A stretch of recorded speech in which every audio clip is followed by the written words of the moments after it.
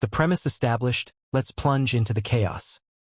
The opening scene throws us directly into the aftermath of a spectacular, albeit unfortunate, series of events for Mr. Statham: a daring raid on a heavily guarded arms depot, a high-speed pursuit through the neon-drenched streets of Neo-Tokyo, and a predictably explosive finale involving a rocket launcher and a helicopter, all par for the course. Except this time, Statham's trademark invincibility fails him. Shrapnel pierces his skull. Dr. Evelyn Reed, a name whispered in the darkest corners of the scientific community, mostly followed by mad genius or utterly insane, arrives on the scene. Her eyes gleam with a manic intensity as she surveys the carnage, already formulating a plan. Jason Statham is bleeding out, but Dr. Reed sees an opportunity to save a life. Yes, but also to test her groundbreaking and highly unethical brain transplant technology. The clock is ticking, and the future of humanity hangs in the balance, not just because of Statham's injury, but because something else is brewing. The something else is, of course, zombies. Not just a few shambling corpses, mind you, but a full-blown, rapidly escalating zombie apocalypse. Dr. Reed knows this, which is why she's bypassing standard medical procedure in favor of something unconventional. Reed's lab is a chaotic symphony of whirring machinery, bubbling beakers, and the pungent odor of formaldehyde. Ignoring the protests of her ethically challenged but ultimately loyal assistant, Barry, she preps Statham's brain for the transfer.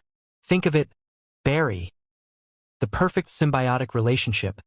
Statham's tactical genius, his raw, unadulterated Stathamness, combined with the brute strength and primal instincts of, well, you'll see. Barry just gulps, watching as Reed delicately lowers the brain into a cryogenic chamber. Besides, she adds with a glint in her eye, we're out of time. The city will be overrun by dawn. This is our only chance. The cryogenic chamber hisses open, revealing Statham's brain, preserved in a shimmering nutrient solution. Now, the host. From the shadows of the lab, a massive, silverback gorilla stirs. This isn't just any gorilla. This is Harambe 2.0, genetically engineered by Dr. Reed for enhanced strength, intelligence, and a surprising resistance to, well, most things. Barry looks on, horrified. A gorilla? Dr. Reed? Are you sure this is wise? Reed ignores him, her focus laser-locked on the procedure.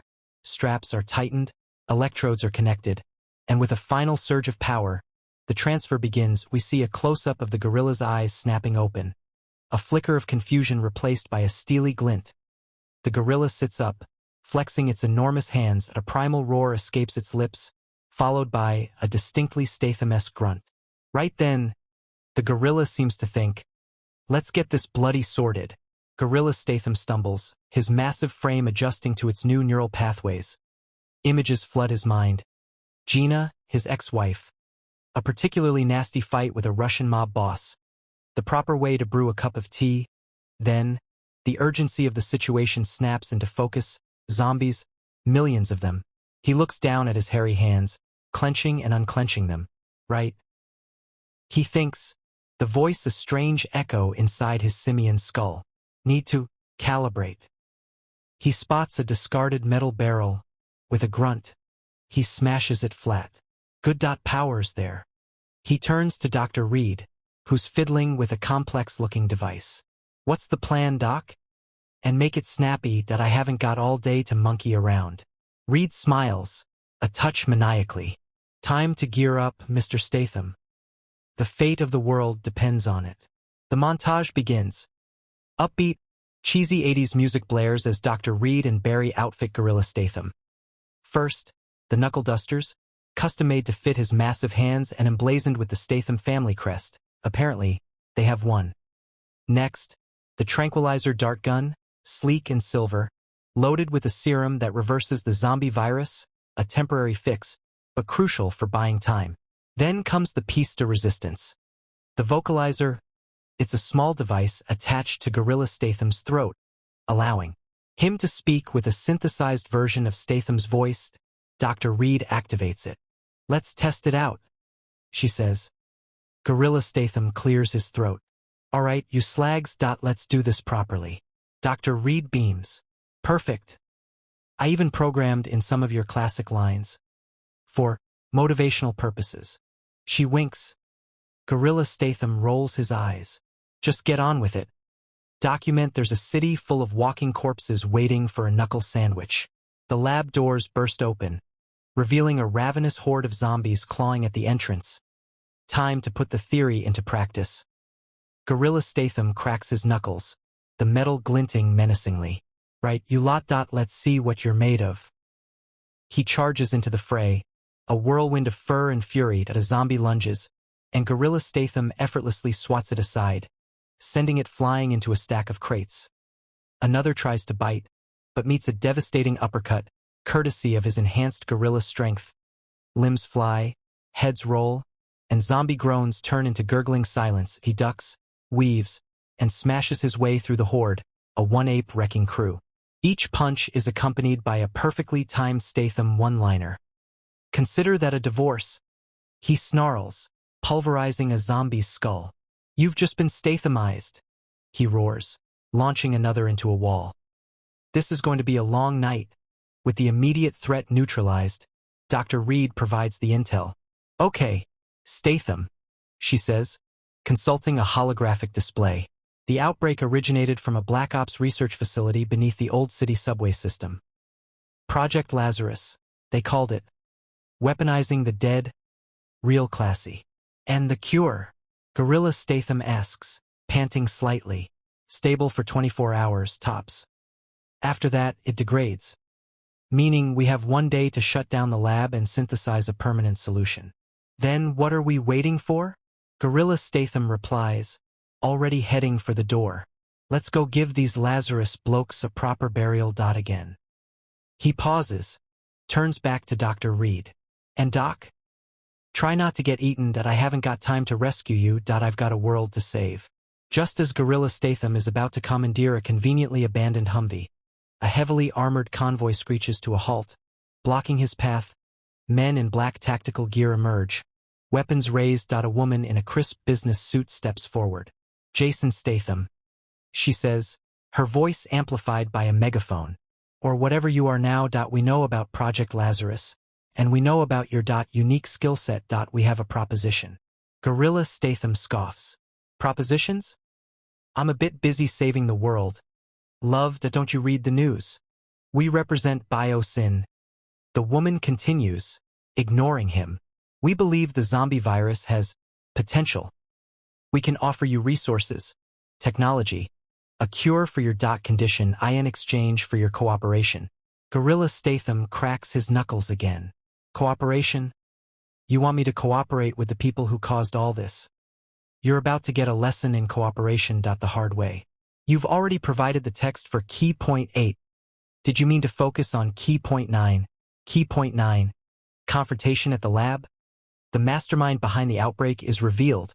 A disgruntled scientist? A resurrected villain from a Statham movie? If so, here's the text for that. After ditching the pursuing biosyn forces, Gorilla Statham arrives at the entrance to the abandoned subway system. He finds the access point, a rusted maintenance hatch, and rips it open with ease, descending into the darkness. He finds himself in a dimly lit tunnel, the air thick with the stench of decay. He follows the flickering lights to a reinforced steel door, emblazoned with the Project Lazarus logo. He kicks the door down, revealing a high-tech laboratory in disarray. In the center of the room, a figure stands hunched over a console, bathed in the eerie glow of the monitors. He turns, revealing a familiar face. It's Kane Marco, a disgraced scientist and Statham's nemesis from a previous, thankfully forgotten, action flick. Statham. Marco cackles, his voice distorted by a voice modulator. I should have known you'd interfere, but this time you're too late. I've perfected the virus. The world will be mine. You've already provided the text for key point 9. Did you mean to focus on key point 10? Key point 10. Epic showdown. Gorilla Statham battles the mastermind and his zombified henchmen in a final, explosive fight. If so, here's the text for that. Perfected the virus. Have you?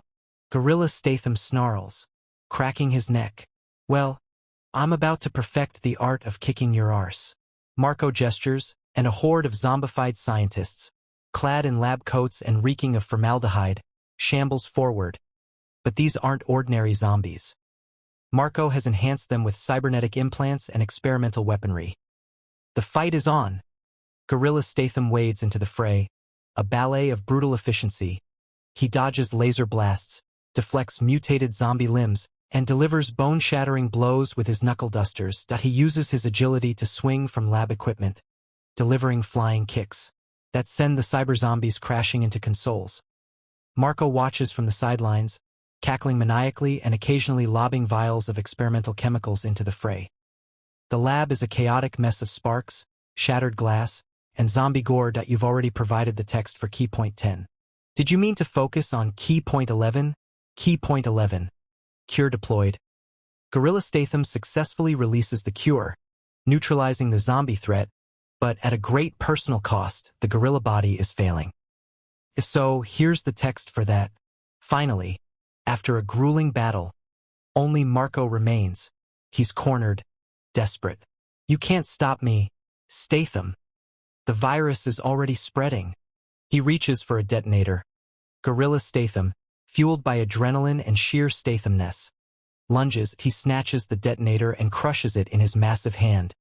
Then, with a final, desperate heave, he rips open a containment unit holding the antidote in aerosol form.